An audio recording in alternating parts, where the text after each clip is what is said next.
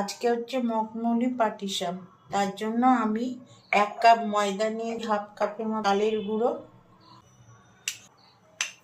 মেখে নিতে হবে।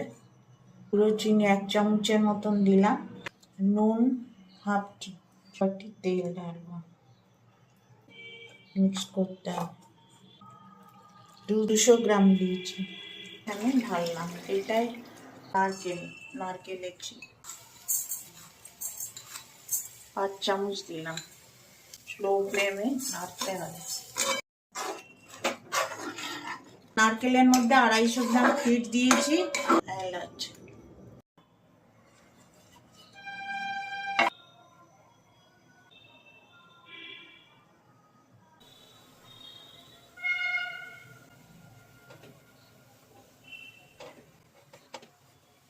জল, কেওড়ার জল। এটা দেখুন